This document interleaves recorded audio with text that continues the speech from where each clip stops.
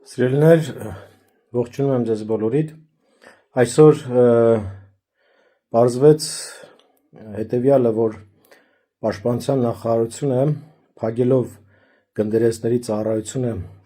Պաշտպանության նախարարությունում, այսպես կարելի ասել, այլընտրանքային ձև է գտել այդ բացը լրացնելու համար եւ առաջարկում է բոլոր ուրացողներին, բոլոր դավաճաններին, բոլոր այն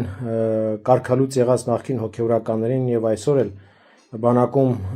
ծառայող որոշ հոգևորականների, ովքեր միացել են Նիկոլ Փաշինյանի եկեղեցահալած քաղաքականությանը,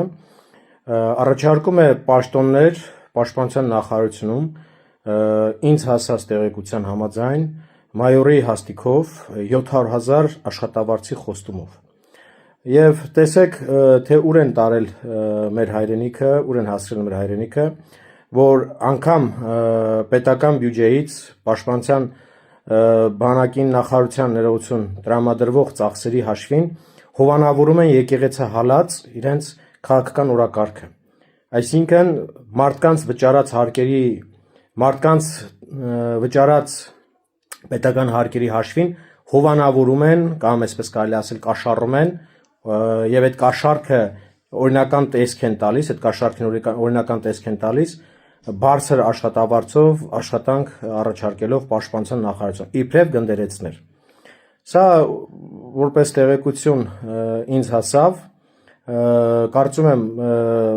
մեր հոգևոր հայրերը, որոնց հետ փորձել են կապ հաստատել եւ նման առաջարկություն անել,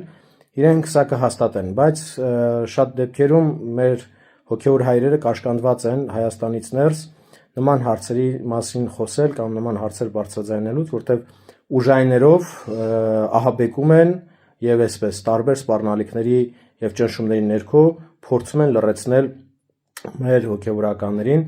որպեսզի իրենք իրենց արդարության ձայնը բարձրացնեն։ Սա որպեսզի բոլորը դիմանաք սիրելիներ։ Աստված օրհնի, պահի, պահպանի մեր ազգը, մեր եկեղեցին եւ մեր բանակը։